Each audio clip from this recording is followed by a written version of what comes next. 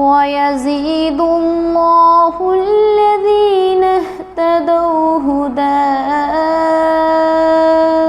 وَالْبَاقِيَاتُ الصَّالِحَاتُ خَيْرٌ عِندَ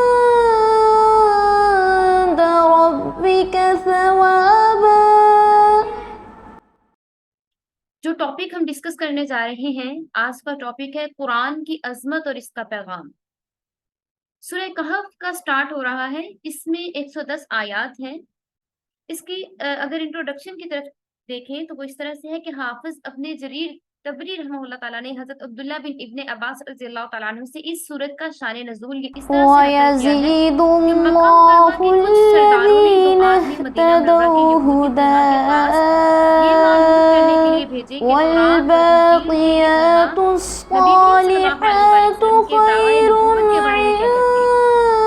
شان نزول کے بارے میں آپ جانتے ہوں گے شان نزول کیا ہے؟ کسی بھی اسپیسیفک صورت اسپیسیفک آیت کا بیک گراؤنڈ اس کے نازل ہونے کی شان نزول کہلاتا ہے، ٹھیک ہے۔ تو اسی طرح سے سورہ کہف کا جو شان نزول ہے اس کے بارے میں حضرت عبداللہ بن ابن عباس رضی اللہ تعالیٰ عنہ کا قول نقل کیا جاتا ہے کہ انہوں نے کہ مکہ مکرمہ کے کچھ سرداروں نے دو آدمی مدینہ منورہ کے یہودی علماء کے پاس یہ معلوم کرنے کے لیے بھیجے کہ تورات اور انجیل کے یہ علماء رسول اللہ صلی اللہ علیہ وآلہ وسلم کے دعوی نبوت کے بارے میں کیا کہتے ہیں۔ یہودی علماء نے ان سے کہا کہ آپ جناب محمد مصطفیٰ صلی اللہ علیہ وآلہ وسلم سے 3 سوالات کیجیے گا، اگر وہ ان کا ٹھیک ٹھیک جواب دے دیں تو سمجھ لینا چاہیے کہ وہ واقعی اللہ تعالیٰ کے نبی ہیں، اور اگر وہ صحیح جواب نہ دے سکے تو اس کا مطلب یہ ہوگا کہ ان کا نبوت کا دعویٰ صحیح نہیں ہے۔ پہلا سوال یہ تھا کہ ان نوجوان کا وہ عجیب واقعہ بیان کریں جو کسی زمانے میں شرک سے بچنے کے لیے اپنے شہر سے نکل کر کسی غار میں چھپ گئے تھے۔ دوسرے اس شخص کا حال بتائیں جس نے مشرق سے مغرب تک پوری دنیا کا سفر کیا تھا۔ تیسرے ان سے پوچھیں کہ روح کی حقیقت کیا ہوتی ہے۔ 3 کوسچنز کرنے کے لیے بھیجا گیا تھا۔ سب سے فرسٹ کوسچن کیا تھا؟ سب سے پہلا کوسچن یہ تھا کہ ان نوجوانوں کا وہ عجیب قصہ بیان کیجئے جو کسی زمانے میں شرک سے بچنے کے لیے اپنے شہر سے نکل کر کسی غار میں چھپ گئے تھے، اور یہ نورانی غار ہے، ٹھیک ہے۔ دوسرا شخص کا حال بتائیں جس نے مشرق سے مغرب تک پوری دنیا کا سفر کیا تھا۔ تیسرا ان سے پوچھیں کہ روح کی حقیقت کیا ہوتی ہے۔ چنانچہ یہ دونوں شخص مکہ مکرمہ واپس آئے اور اپنی برادری کے لوگوں کو ساتھ لے کر انہوں نے رسول اللہ صلی اللہ علیہ وآلہ وسلم سے یہ 3 سوالات پوچھے۔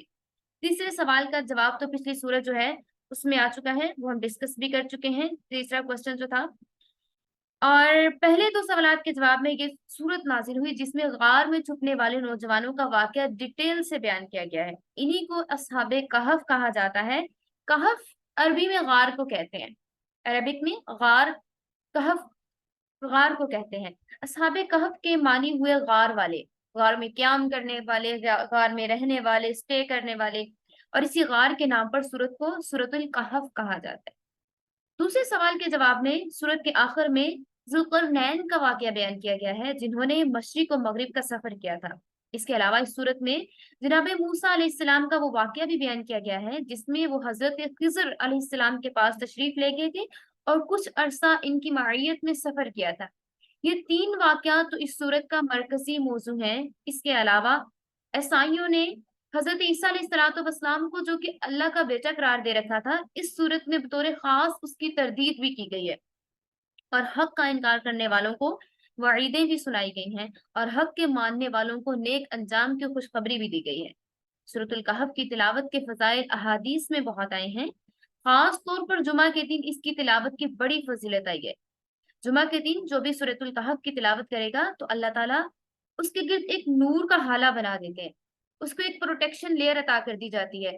وہ نور 2 جمعوں کے درمیان ہوتا ہے، اس نے اگر اس جمعۃ المبارک کو سورۃ الکہف کی تلاوت فرمائی ہے، اس جمعہ سے نیکسٹ جمعہ تک کے لیے اس پہ اللہ تبارک و تعالیٰ کی طرف سے خاص قسم کا نور کی ایک پروٹیکشن لیئر اس کے ارد گرد اللہ تعالیٰ کی طرف سے دے دی جاتی ہے، جو کہ اس کو ہر طرح کی آفات سے محفوظ فرماتی ہے، ہر طرح کی بری آفات سے محفوظ فرماتی ہے، اور وہ اللہ تعالیٰ کی رحمت کے سائے میں رہتا ہے۔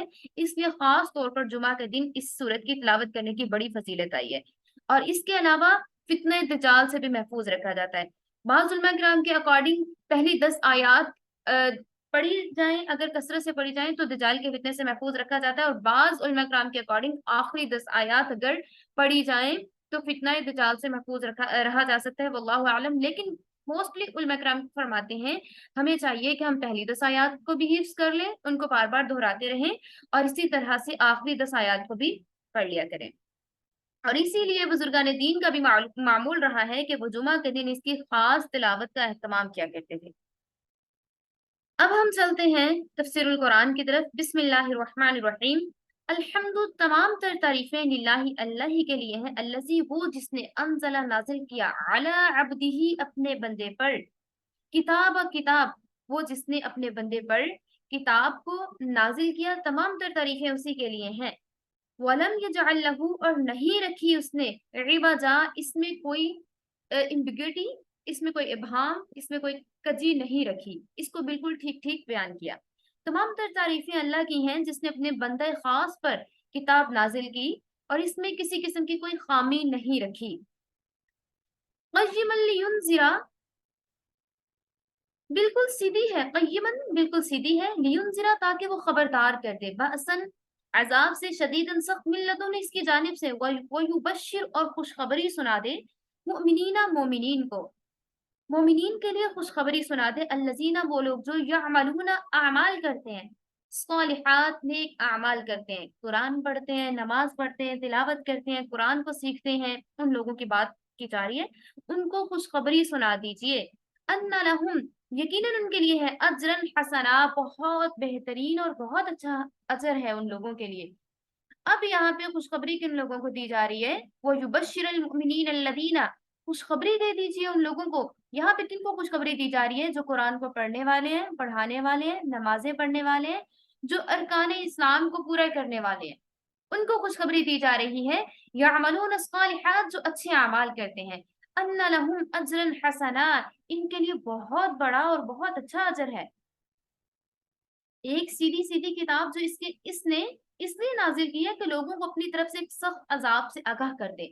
اب عذاب سے آگاہ بھی کیا جا رہا ہے ان لوگوں کو جو کہ اگنور کرتے ہیں، جو اگنور کرتے ہیں اللہ تبارک و تعالیٰ کو، اگنور کرتے ہیں قرآن کو، اگنور کرتے ہیں اس کی سب سے بہترین کتاب کو، جو ٹائم نہیں نکالتے اس کی کتاب کے لیے، جو نہیں پڑھتے قرآن کو، جو اللہ تعالیٰ کے احکامات کو اگنور کرتے ہیں، نماز کو اگنور کرتے ہیں، روزے کو اگنور کرتے ہیں، بیسک جو ارکان ہیں، جو بیسک فرائض ہیں ان کو اگنور کرتے ہیں، ان کے لیے سخت عذاب سے ان کو آگاہ کیا جا رہا ہے۔ اس کے ساتھ ہی اللہ تعالیٰ نے خوشخبری سنا دی ہے، جو مومن نیک عمل کرتے ہیں ان کو خوشخبری دے دیجئے کہ ان کو بہترین اجر ملنے والا ہے۔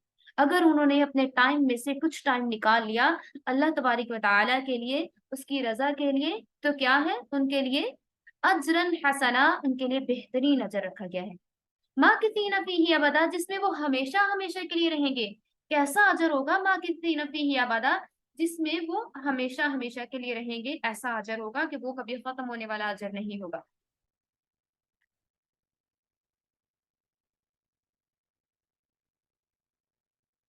وَيُنذِرَ الَّذِينَ قَالُوا اتَّخَذَ اللَّهُ وَلَدًا، اور تاکہ ان لوگوں کو الرٹ کر دیں جو یہ کہتے ہیں کہ اللہ نے کوئی بیٹا بنا رکھا ہے۔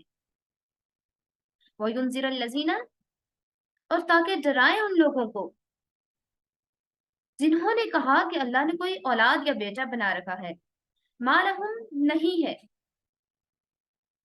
نہیں انہیں بھی اس کا علم کوئی علم، ولا لآبائہم، اور نہ ہی ان کے باپ دادا کو، کبرت بڑی ہے، کلمتن بات، تخرج نکلتی ہے، من افواہہم ان کے منہ میں سے، ان کے منہ سے بڑی بڑی باتیں نکلنا شروع ہو جاتی ہیں۔ ان یقولون، ان نہیں یقولون، وہ کہتے ہیں، الا کذبا، سوائے جھوٹ کے وہ کچھ نہیں کہتے، اور ان کے منہ سے بڑی بڑی باتیں نکلتی ہیں لیکن وہ سوائے جھوٹ کے کچھ نہیں کہتے۔ اس بات کا کوئی عملی ثبوت نہ تو خود ان کے پاس ہے کہ جو اللہ تعالیٰ کو کا بیٹا بنا رہے ہیں، اللہ تعالیٰ کی اولاد بنا رہے ہیں، ما لہم به من علم ولا آبائہم، نہ تو خود ان کے پاس اس کا کوئی عملی ثبوت ہے، نہ ہی ان کے باپ دادا کے پاس اس کا کوئی عملی ثبوت تھا۔ کبرت کلمۃ تخرج من افواہہم، بڑی سنگین بات جو ان کے منہ سے نکل رہی ہے، جھوٹی باتیں ان کے منہ سے نکل رہی ہیں۔ ان یقولون الا کذبا، جو کچھ وہ کہہ رہے ہیں وہ جھوٹ کے سوا کچھ نہیں ہے، وہ جو وہ اللہ تعالیٰ کا بیٹا ٹھہرا رہے ہیں، اللہ تعالیٰ کا بیٹا بنا رہے ہیں، تو کیا ہے نہ تو خود ان کو کسی بھی چیز کا علم ہے، وَلَا لِآبَائِهِمْ، نہ ہی ان کے بڑوں کو اس چیز کا علم ہے، نہ ہی ان کے باپ دادا کو اس چیز کو کوئی علم ہے، نہ ہی ان کے پاس کوئی عملی ثبوت اس کا موجود ہے۔ کبرت کلمۃ تخرج من افواہہم، بڑی بڑی باتیں جو ان کے منہ سے نکل رہی ہیں، بڑی سنگین قسم کی باتیں جو ان کے منہ سے نکل رہی ہیں، جو کچھ وہ کہہ رہے ہیں، ان یقولون الا کذبا، سوائے جھوٹ کے یہ کچھ بھی نہیں ہے۔ فلعلک باخع نفسک، بس شاید کہ آپ باخع، فلعلک، بس شاید کہ آپ باخع، غم سے ہلاک کرنے والے ہیں، نفس کا خود کو، علی آثارہم، پیچھے ان کے، ان لم یؤمنوا، اگر نہیں وہ ایمان لاتے، بہذا الحدیث، اس کلام پر، اسفا، غم سے، اگر وہ اس چیز پر ایمان نہیں لاتے۔ اے پیغمبر، اگر لوگ قرآن کی اس بات پر ایمان نہ لائیں تو ایسا لگتا ہے جیسے کہ آپ افسوس کر کے ان کے پیچھے خود کو غم میں پریشان کر رہے ہیں، اپنی جان کو گھلا رہے ہیں، آپ خود کو پریشان کر رہے ہیں۔ لیکن آپ خود کو پریشان نہ کیجیے، اللہ تبارک و تعالیٰ کی طرف سے رسول اللہ صلی اللہ علیہ وآلہ وسلم کو تسلی دی جا رہی ہے۔ اب اگلی آیات میں دنیا کی زندگی اور اس کی حقیقت کو بیان کیا جا رہا ہے۔ کیا بیان کیا جا رہا ہے؟ اِنَّا جَعَلْنَا مَا عَلَى الْأَرْضِ زِينَةً لَهَا، یقیناً جان لیجئے کہ روئے زمین پر جتنی بھی چیزیں ہیں، زینت اللہ لنبلوہم ایہم احسن عملا، ہم نے انہیں سجاوٹ کی، زمین کی سجاوٹ کے لیے، اس کی بناوٹ کے لیے ذریعہ بنایا ہے تاکہ لوگوں کو آزمائے کہ ان میں کون زیادہ اچھا عمل کرتا ہے اور کون اچھے سے بیہیو کرتا ہے۔ اس کا بیک گراؤنڈ، رسول اللہ صلی اللہ علیہ وآلہ وسلم کو مشرکین کے کفر اور ان کی طرز عمل سے بہت زیادہ صدمہ پہنچتا تھا۔ ان آیات میں آپ صلی اللہ علیہ وآلہ وسلم کو تسلی دی گئی ہے۔ پچھلی آیت فَلَعَلَّكَ بَاخِعٌ نَفْسَكَ عَلَىٰ آثَارِهِمْ إِن لَّمْ يُؤْمِنُوا بِهَٰذَا الْحَدِيثِ أَسَفًا، اس آیت میں اور اس کے ساتھ ساتھ اگلی آیت، ان دونوں آیات میں رسول اللہ صلی اللہ علیہ وآلہ وسلم کو تسلی دی جا رہی ہے کہ اے پیغمبر، اگر کہ لوگ آپ قرآن کی بات پر ایمان نہیں لاتے، قرآن پر ایمان نہیں لاتے، تو ایسا لگتا ہے جیسے آپ پریشان ہو کر افسوس میں ان کے پیچھے غم میں مبتلا ہوئے جا رہے ہیں، خود کو نڈھال کیے جا رہے ہیں۔ اِنَّا جَعَلْنَا مَا عَلَى الْأَرْضِ زِينَةً لَهَا لِنَبْلُوَهُمْ أَيُّهُمْ أَحْسَنُ عَمَلًا، یقین جان لیجئے کہ روئے زمین پر جتنی بھی چیزیں ہیں، ہم انہیں زمین کی سجاوٹ کا ذریعہ اس لیے بنا رکھا ہے تاکہ لوگوں کو آزمائیں کہ ان میں کون زیادہ اچھا عمل کرتا ہے۔ تو رسول اللہ صلی اللہ علیہ وآلہ وسلم کو مشرکین کے کفر، ان کے طرز عمل سے سخت صدمہ پہنچتا تھا۔ ان آیات میں آپ صلی اللہ علیہ وآلہ وسلم کو تسلی دی گئی ہے کہ یہ دنیا تو لوگوں کے امتحان کے لیے بنائی گئی ہے تاکہ یہ دیکھا جائے کون ہے جو دنیا کی سجاوٹ میں محو ہو کر اللہ تبارک و تعالیٰ کی ذات کو بھول جاتا ہے، جو دنیا کی چکا چوند میں، جو دنیا کی رنگینیوں میں کھو کر، سجاوٹ میں کھو کر اللہ تبارک و تعالیٰ کی ذات کو بھول جاتا ہے، وہ کون ہے جو اللہ تعالیٰ کے احکامات کے مطابق خود کو آخرت میں انوالو کرتا ہے، خود کو اللہ تعالیٰ کے، اور کون ہے جو اللہ تعالیٰ کے احکامات کے مطابق استعمال کر کے اپنے ٹائم کو اپنے لیے آخرت کا ذخیرہ بناتا ہے۔ اور جب یہ امتحان گاہ ہے، یہ جو دنیا ہے امتحان گاہ ہے، تو اس میں وہ لوگ بھی ہوں گے جو امتحان میں سکسیسفل ہوں گے اور وہ لوگ بھی ہوں گے جو اس میں ناکام ہوں گے۔ لہٰذا اگر یہ لوگ کفر و شرک کا ارتکاب کر کے امتحان میں ناکام ہو رہے ہیں تو اس میں کوئی تعجب کی بات نہیں ہے، اور نہ ہی آپ کو اتنا افسوس کرنا چاہیے کہ آپ اپنی صحت کو خراب کر لیں۔ رسول اللہ صلی اللہ علیہ وآلہ وسلم کو تسلی دی جا رہی ہے کہ آپ اپنی صحت کو خراب نہ کیجیے۔ باخع نفسک علی آثارہم، نظر آ رہے ہیں آثار کہ آپ اس میں پریشان ہو رہے ہیں، آپ کی صحت خراب ہو رہی ہے، آپ اتنا پریشان نہ ہوں، کیونکہ دنیا کو بنا دیا گیا ہے، ایگزامینیشن ہال بنا دیا گیا ہے، یہ ایک ایگزامینیشن ہال ہے، اور اس میں جو اچھے سے بیہیو کر اللہ تبارک و تعالیٰ کی دیے ہوئے احکامات پر عمل کرے گا وہ سکسیسفل ہوگا، اور جو اس میں جو اگنور کرے گا اللہ تبارک و تعالیٰ کے احکامات کو وہ ناکام ہو جائے گا۔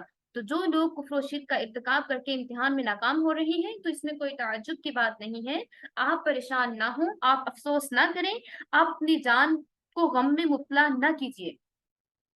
وَإِنَّا لَجَاعِلُونَ مَا عَلَيْهَا سَعِيدًا جُرُزًا، اور یہ بھی یقین رکھیے کہ روئے زمین پر جو کچھ بھی ہے ایک دن ہم اسے اسپاٹ میدان بنا دیں گے، اس کو چٹیل میدان بنا دیا جائے گا۔ وَإِنَّا لَجَاعِلُونَ مَا عَلَيْهَا سَعِيدًا جُرُزًا، اور اس کو چٹیل میدان بنا دیا جائے گا، یعنی جتنی چیزوں سے یہ زمین سجی ہوئی ہے اور بارونق نظر آتی ہے، ایک دن وہ سب فنا ہو جائیں گے، نہ کوئی عمارت باقی رہے گی، نہ پہاڑ، نہ درخت، بلکہ وہ ایک چٹیل اور سپاٹ میدان میں تبدیل ہو جائیں گی۔ اس وقت یہ حقیقت واضح ہوگی کہ دنیا کی ظاہری خوبصورتی بڑی ناپائیدار تھی، اور یہی وہ وقت ہوگا جب آپ کے ساتھ ضد، دشمنی کا معاملہ کرنے والے اپنے برے انجام کو پہنچیں گے۔ لہٰذا اگر ان لوگوں کو دنیا میں ڈھیل دی جا رہی ہے، ان کو لگتا ہے کہ اگر ہم سکسیسفل ہو رہے ہیں، دنیاوی کامیابیاں ہمارا قدم چوم رہی ہیں، ہمیں دولت مل رہی ہے، شہرت مل رہی ہے، تو اس کا ہرگز مطلب یہ نہیں ہے کہ انہیں بدعملی کے باوجود آزاد چھوڑ دیا گیا ہے۔ لہٰذا نہ تو آپ کو زیادہ رنجیدہ ہونے کی ضرورت ہے اور نہ ہی ان کے انجام پر فکر مند ہونے کی ضرورت ہے۔ آپ کا کام کیا ہے؟ آپ کا کام تبلیغ ہے، آپ کا کام کیا ہے؟ وما علینا الا البلاغ المبین، آپ کا کام ہے، بس آپ اسی میں اپنے آپ کو مصروف رکھیے۔ اب نیکسٹ آیات میں اصحاب کہف کا واقعہ سٹارٹ ہو رہا ہے، جو کہ بہت انٹرسٹنگ ہے انشاءاللہ، تو آپ ساتھ جڑے رہیے۔ ام حسبت ان اصحاب الکہف، اب یہاں سے وہ پوری ڈیٹیل سٹارٹ ہو رہی ہے سورہ کہف کی، اصحاب کہف کی۔ ام حسبت، کیا آپ سمجھتے ہیں، انا یقیناً اصحاب الکہف غار والے، والرقیمی اور کتبے والے تھے، اور وہ کتبے والے تھے، کانو تھے، من آیاتنا، ہماری نشانیوں میں سے، عجبا، بہت عجیب، ہماری نشانیوں میں سے، بہت عجیب نشانیوں میں سے ایک نشانی یہ بھی تھی کہ جو اصحاب کہف تھے۔ کیا تمہارا یہ خیال ہے کہ غار اور رقیم والے لوگ ہماری نشانیوں میں سے کچھ زیادہ عجیب چیزیں تھے؟ اللہ تعالیٰ کی طرف سے کہا جا رہا ہے، ان حضرات کے واقعے کا خلاصہ قرآن کریم کے بیان کے مطابق یہ ہے کہ کچھ نوجوان تھے جو کہ ایک مشرک بادشاہ کے عہد حکومت میں توحید کے قائل تھے۔ توحید کیا ہے؟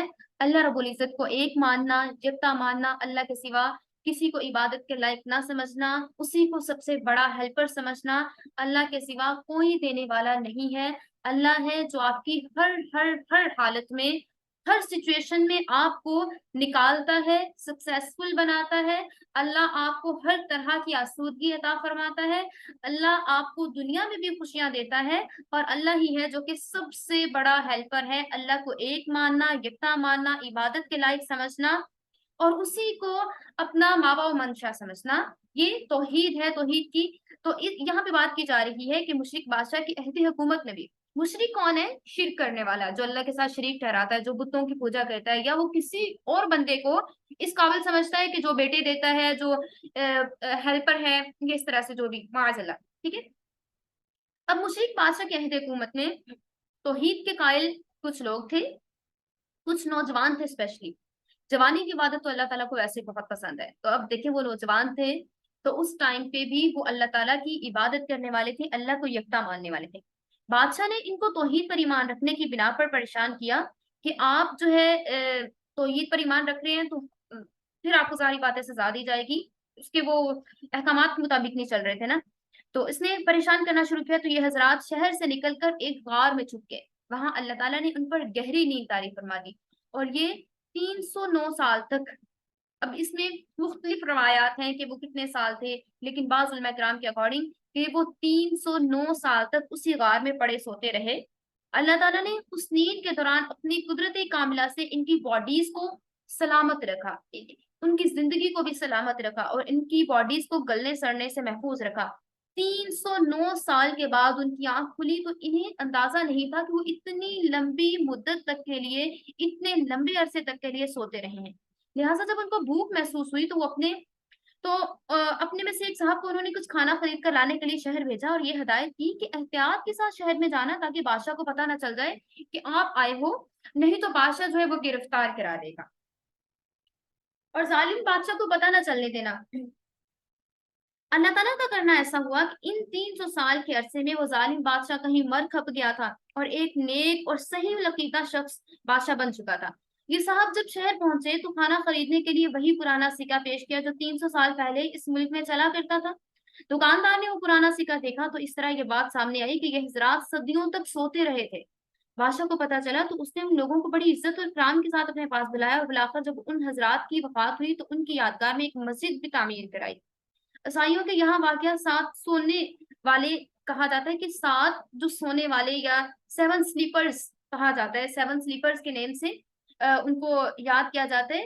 کرسچن جو ہے ان کو 7 سلیپرز کہتے ہیں کے نام سے مشہور ہے.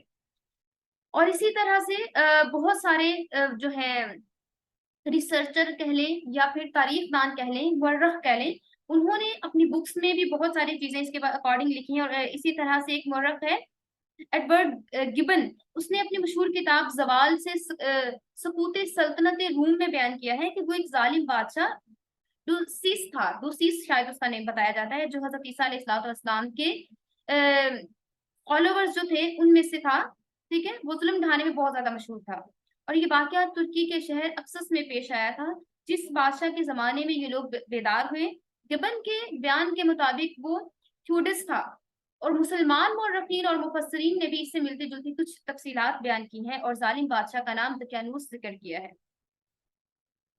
اور ہمارے دور کے بعض محققین کا کہنا ہے کہ یہ واقعہ اردن کے شہر امان کے قریب پیش آیا تھا، جہاں ایک غار میں کچھ لاشیں ابھی تک موجود ہیں.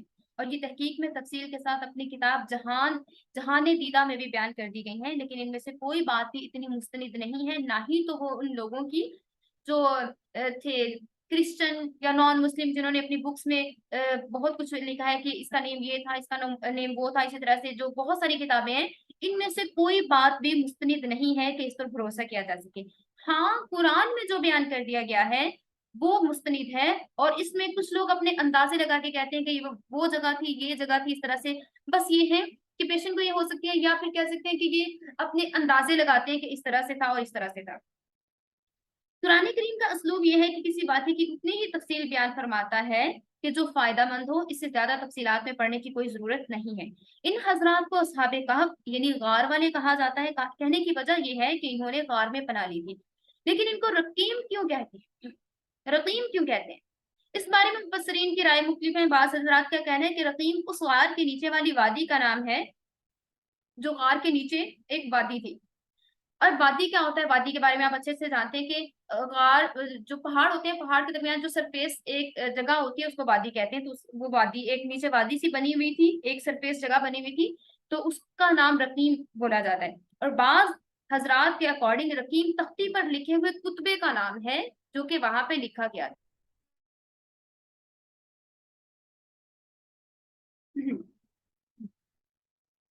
اور ان حضرات کے انتقال کے بعد رقیم بعض کے اکارڈنگ رقیم تختی پر لکھے ہوئے کتبے کو کہتے ہیں.